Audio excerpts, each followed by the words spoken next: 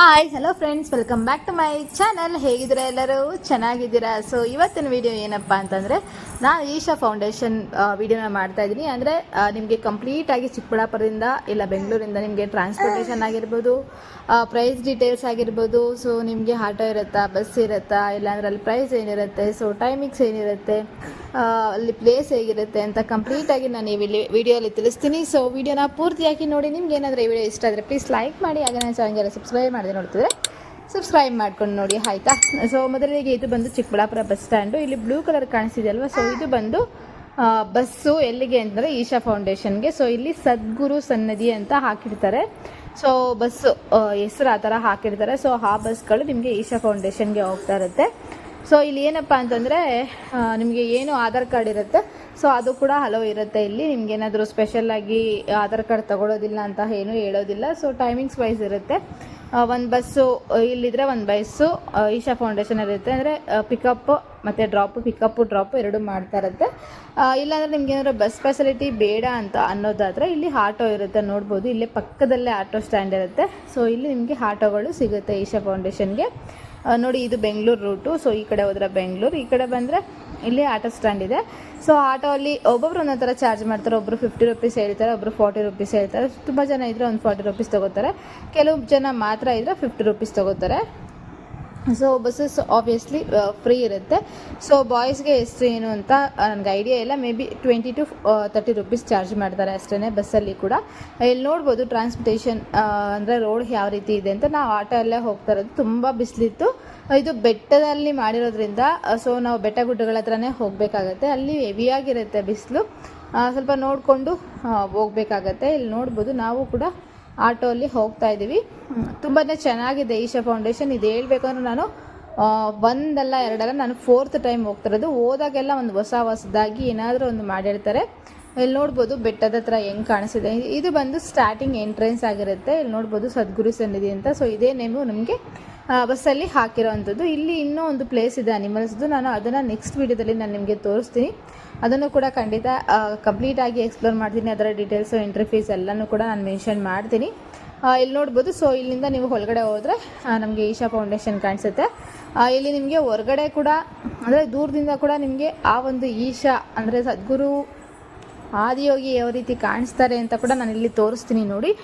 ತುಂಬಾ ಚೆನ್ನಾಗಿ ಅನಿಸುತ್ತೆ. ಅಂದರೆ ಇಲ್ಲಿಂದನೇ ರೋಡ್ ಪಕ್ಕದಲ್ಲೇ ಕಾಣಿಸುತ್ತಲ್ವ, ಅದು ಕೂಡ ಲುಕ್ ಅನ್ನೋದು ತುಂಬಾ ಚೆನ್ನಾಗಿರುತ್ತೆ. ಇಲ್ಲಿ ನೋಡ್ಬೋದು, ನಾನು ನಿಮ್ಗೆ ಹಂಗೆ ಹಾಕ್ತೀನಿ. ಸೊ ನೋಡ್ಬೋದು ಸೈಡಲ್ಲಿ ಹೇಗೆ ಕಾಣಿಸ್ತಿದೆ ಅಂತ. ನಾನು ಹೋಗಿದ್ದು ಬಂದು ಆಫ್ಟರ್ನೂನ್. ಸೊ ಹಾಗಾಗಿ ಬಿಸಿಲು ತುಂಬಾ ಇತ್ತು. ನೀವು ಬಸ್ಸಲ್ಲಿ ಕೂಡ ಹೋಗ್ಬೋದು ಅಂತ ಹೇಳಿದ್ನಲ್ಲ. ಸೊ ಬಸ್ಸಲ್ಲಿ ಹೋದರೂ ಕೂಡ ಇದೇ ವ್ಯೂವೇ ಕಾಣಿಸುತ್ತೆ ನಿಮಗೆ.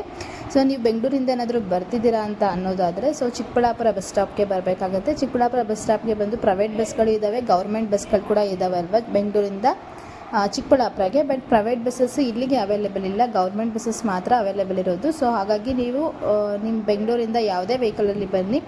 ಇನ್ ಕೇಸ್ ನೀವು ಕಾರು ಇಲ್ಲ ಓನ್ ವೆಹಿಕಲಲ್ಲಿ ನೀವು ಬೈಕಲ್ಲಿ ಏನಾದರೂ ಬರ್ತೀರಾ ಅಂದರೆ ಡೈರೆಕ್ಟಾಗಿ ಇಲ್ಲಿಗೆ ಬರ್ಬೋದು. ಸೊ ಪಾರ್ಕಿಂಗ್ ಅಂತೂ ತುಂಬಾ ಸ್ಪೇಸ್ ಚೆನ್ನಾಗಿ ಕೊಟ್ಟಿದ್ದಾರೆ.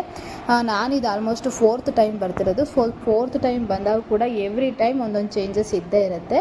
ಸೊ ಫಸ್ಟೆಲ್ಲ ನಾನು ಬಂದಾಗ ಪಾರ್ಕಿಂಗ್ಗೆ ಸೊ ಇಲ್ಲಿ ಸ್ಪೇಸ್ನ ಮಾಡಿಕೊಟ್ಟಿಲ್ಲ. ಬಟ್ ಇವಾಗ ಸ್ಪೇಸ್ ತುಂಬ ಚೆನ್ನಾಗಿದೆ. ಆರಾಮಾಗಿ ನೀವು ಪಾರ್ಕಿಂಗ್ ಮಾಡ್ಕೋಬೋದು. ಇಲ್ಲಿ ನೋಡ್ಬೋದು ವಾಶ್ರೂಮ್ ಫೆಸಿಲಿಟೀಸ್ ಕೂಡ ಇದೆ. ಸೊ ಯಾಕೆ ತೋರಿಸ್ತಿದ್ದೀನಿ ಅಂತಂದರೆ ಇದು ತೋರಿಸ್ಬಾರ್ದಾ ಅಂತಲ್ಲ, ಸೊ ಗೊತ್ತಾಗಬೇಕಲ್ವ. ಸೊ ಹಾಗಾಗಿ ವಾಶ್ರೂಮ್ ಫೆಸಿಲಿಟಿ ಕೂಡ ಇಲ್ಲಿ ಅವೈಲೇಬಲ್ ಇದೆ. ಅದು ಕೂಡ ಏನು ತೊಂದರೆ ಇಲ್ಲ. ನಿಮಗೆ ಏನು ಬೇಕೆಲ್ಲ ಕೂಡ ಆರಾಮಾಗಿ ನೀವು ಇಲ್ಲಿ ಬರ್ಬೋದು. ನೋಡ್ಬೋದು, ಇಲ್ಲಿ ದರ್ಶನಕ್ಕೆ ದಾರಿ ಅಂತ ಇದೆ ಅಲ್ವ. ಸೊ ಅಲ್ಲಿ ಮೈನ್ ಎಂಟ್ರೆನ್ಸ್. ಸೊ ಈ ಕಡೆ ಈಶಾ ಇರುವಂಥದ್ದು. ಸೊ ಎರಡು ಕಡೆಯೂ ಕೂಡ ನೀವು ಎಂಟ್ರಿ ಆಗ್ಬೋದು. ಸೊ ನನಗೆ ಈ ಕಡೆ ಪಾರ್ಕಿಂಗ್ ಮಾಡಿರೋದ್ರಿಂದ ನಾನು ಈ ಕಡೆಯಿಂದ ಎಂಟರ್ ಆಗಿದ್ದೀನಿ. ಸೊ ಸ್ಟ್ರೈಟಲ್ಲಿ ಕೂಡ ನಿಮಗೆ ಇದು ನೋಡಿದ್ರಲ್ವ, ಇದು ಬಂದು ಹೊಸದಾಗಿ ಕನ್ಸ್ಟ್ರಕ್ಷನ್ ಆಗ್ತಾ ಇರುವಂಥದ್ದು. ಸೊ ಫಸ್ಟಲ್ಲಿ ಏನು ಅಂತ ಗೊತ್ತಾಗಿಲ್ಲ. ಅಲ್ಲಿ ಕನ್ಸ್ಟ್ರಕ್ಟ್ ಮಾಡೋರನ್ನ ಕೇಳಿ ತಿಳ್ಕೊಂಡಿದ್ದೀನಿ ಅಂದರೆ ಅದು ಮದುವೆ ಚೌಲ್ಟ್ರಿ ಅಂತ ಗೊತ್ತಾಯಿತು. ಸೊ ಮದುವೆಗೋಸ್ಕರ ಮಂಟಪನ ಕಟ್ತಾ ಇರೋವಂಥದ್ದು. ಸೊ ಇಂಥ ಒಂದು ಒಳ್ಳೆ ಪ್ಲೇಸಲ್ಲಿ ಮದುವೆ ಮಾಡಿಕೊಂಡ್ರೆ ಒಳ್ಳೇದಲ್ವ. ಸೊ ಹಾಗಾಗಿ ಆದಷ್ಟು ಬೇಗ ಫೇಮಸ್ ಆಗಲಿ, ಆದಷ್ಟು ಬೇಗ ನಮ್ಮ ಚಿಕ್ಕಬಳ್ಳಾಪುರಗೆ ಒಳ್ಳೆ ಹೆಸರು ಬರಲಿ. ಈಶಾ ಫೌಂಡೇಶನಿಂದ ಚಿಕ್ಕಬಳ್ಳಾಪುರ ಯಾರಿಗೂ ಗೊತ್ತಿಲ್ಲದಿರೋರು ಕೂಡ ತುಂಬ ಜನಕ್ಕೆ ರೀಚ್ ಆಗಿದೆ ಈಶಾ ಫೌಂಡೇಶನಿಂದ. ಸೊ ನಮ್ಮದು ಚಿಕ್ಕಬಳ್ಳಾಪುರನೇ ಆಗಿರೋದ್ರಿಂದ, ಚಿಕ್ಕಬಳ್ಳಾಪುರ ಡಿಸ್ಟಿಕ್ಕೇ ಆಗಿರೋದ್ರಿಂದ ತುಂಬಾ ಖುಷಿ ಇದೆ ಈ ವಿಚಾರಕ್ಕೆ. ಸೊ ನೋಡ್ಬೋದು, ಇನ್ನೂ ಹತ್ರ ಹೋಗಿ ಕೂಡ ನಾನು ನಿಮಗೆ ತೋರಿಸ್ತೀನಿ. ಸೊ ಇದು ಒಂದು ಇನ್ಫಾರ್ಮೇಷನ್ ಏನು ಅಂತಂದರೆ ಇಲ್ಲಿ 7 o'clock ಬಟ್ ತುಂಬ ಬಿಸಿಲೈತಲ್ವ ನಡೆಯೋಕ್ಕಾಗಲ್ಲ ಅಂತ, ಸೊ ಹಾಗಾಗಿ ನಾವು ಇಲ್ಲಿವರೆಗೂ ಹಾಕೊಬಂದ್ವಿ. ಕಾಲು ಸುಡ್ತಾ ಇತ್ತು, ನೀವು ನೋಡ್ಬೋದು, ಓಡಾಡೋಕ್ಕಾಗ್ತಿರ್ಲಿಲ್ಲ. ಸೊ ಹಾಗಾಗಿ ಈ ಥರ ಮ್ಯಾಟ್ಸ್ ಕೂಡ ಹಾಕಿದ್ದಾರೆ. ಕೆಲವೊಂದಿಷ್ಟು ಪ್ಲೇಸಲ್ಲಿ ಗ್ರೀನ್ ಮ್ಯಾಟ್ ಹಾಕಿದ್ದಾರೆ, ಕೆಲವೊಂದಿಷ್ಟು ಪ್ಲೇಸಲ್ಲಿ ಇದನ್ನು ಹಾಕಿರುವಂಥದ್ದು. ಇಲ್ಲಿ ನೋಡ್ತಾ ಇದ್ದಾರಲ್ಲ, ಸೊ ಬಸವಣ್ಣ ಲಾಸ್ಟ್ ಟೈಮ್ ಬಂದಾಗ ಇಟ್ಟಿರಲಿಲ್ಲ ನಾನು ಬಂದಾಗ. ಸೊ ಈಗ ಮತ್ತೆ ಅದನ್ನು ಕೂಡ ಇಲ್ಲಿ ಇಟ್ಟಿರುವಂಥದ್ದು. ಇಲ್ಲಿ ಸ್ಟಾರ್ಟಿಂಗ್ ಬಂದು ಇಲ್ಲಿ ಹೊರಗಡೆ ದರ್ಶನಕ್ಕೆ ಕರ್ಕೊಂಡು ಹೋಗ್ತಾರೆ. ಸೊ ನಾವು ಇಲ್ಲಿ ಒಳಗಡೆ ಅಲ್ಲಿ ನಾಗರದ್ದು ಈ ರೀತಿ ಕವರ್ ಮಾಡಿದ್ದಾರೆ ಸುತ್ತೂ. ಸೊ ಇಲ್ಲಿ ನಿಮ್ಗೆ ಏನಾದರೂ ಹರಕೆ ಏನಾದರೂ ಇದ್ದರೆ, ಬೇಡಿಕೆ ಏನಾದರೂ ಇದ್ದರೆ ಈ ಥರ ಬಟ್ಟೆನ ನೀವು ಕಟ್ಬೋದು. ಇಲ್ಲಿ ನೋಡ್ಬೋದು, ಝೂಮ್ ಮಾಡಿ ತೋರಿಸ್ತೀನಿ ನೋಡಿ. ಇದೆಲ್ಲ ಕೂಡ ರುದ್ರಾಕ್ಷಿನೇ. ಸುಮಾರು ಲಕ್ಷಗಟ್ಟಲೆ ಇರುತ್ತೆ ಅಂತ ಅಂದ್ಕೊಂಡಿದ್ವಿ. ತುಂಬ ದೊಡ್ಡ ಹಾರ, ಲಕ್ಷನ ಇದೆಯೋ ಕೋಟಿನೋ ಇದೆಯೋ ಗೊತ್ತಿಲ್ಲ. ತುಂಬ ದೊಡ್ಡ ಹಾರ, ಅದು ದೂರದಿಂದ ನಮಗೆ ಕಾಣಿಸೋದಿಲ್ಲ, ಹತ್ತಿರಕ್ಕೆ ಬಂದರೆ ಮಾತ್ರ ಕಾಣಿಸೋದು ಇದು ರುದ್ರಾಕ್ಷಿ ಹಾರ ಅಂತ. ತುಂಬ ದೊಡ್ಡ ಹಾರ ನೋಡ್ಬೋದು. ಸುತ್ತೂ ಕೂಡ ಕ್ಲೈಮೇಟ್ ನಿಮಗೆ ಯಾವ ಥರ ಇದೆ, ಯಾವ ಥರ ವ್ಯೂ ಅಂತ ನೋಡಿದ್ನಲ್ವ. ಇಲ್ಲಿ ಇದು ಒಂದು ಎಂಟ್ರೆನ್ಸ್. ಸೊ ಇದು ಹಿಂದೆ ನಿಮಗೆ ಸುಮಾರಷ್ಟು ಶಾಪಿಂಗ್ಗೆ ಕ್ಲಾತ್ಸ್ ಕೂಡ ಅವೈಲೇಬಲ್ ಇದೆ. ಅಕಸ್ಮಾತ್ ಇಲ್ಲಿಗೆ ಬಂದು ನಿಮ್ಗೆ ಏನಾದರೂ ಕ್ಲಾತ್ಸ್ ಗಲೀಜಾಯಿತು ಅಂದರೆ ಚಿಕ್ಕ ಮಕ್ಕಳಿಗೆ ಬಟ್ಟೆಗಳಿಗಾಗಿರ್ಬೋದು, ಫ್ರೂಟ್ಸು, ಸಣ್ಣ ಪುಟ್ಟ ಹೋಟೆಲ್ಸ್ ಎಲ್ಲ ಅವೈಲೇಬಲ್ ಇದೆ ನಿಮಗೆ. ಇಲ್ಲಿ ನೋಡ್ಬೋದು, ಇದು ಕೂಡ ಅಷ್ಟೇ ಹೊಸದಾಗಿ ಮಾಡಿರೋದು ಡ್ರಿಂಕಿಂಗ್ ವಾಟರ್. ತುಂಬಾ ಚೆನ್ನಾಗಿತ್ತು, ಕ್ಲೀನಾಗಿತ್ತು, ನೀಟಾಗಿತ್ತು. ಸೊ ವಾಟರ್ ಬೇಕಾದರೂ ನೀವು ಅಲ್ಲಿ ಬಾಟ್ಲಲ್ಲಿ ಸ್ಟೋರ್ ಮಾಡ್ಕೋಬೋದು, ಅಲ್ಲೇ ಕುಡಿಬೋದು. ಇದು ಏನಪ್ಪ ಅಂದರೆ ಇನ್ಫಾರ್ಮೇಷನ್ ಕೊಡುವಂತಹ ಒಂದು ಸೆಂಟರ್, ಇನ್ಫಾರ್ಮೇಷನ್ ಸೆಂಟರ್ ಅಂತ.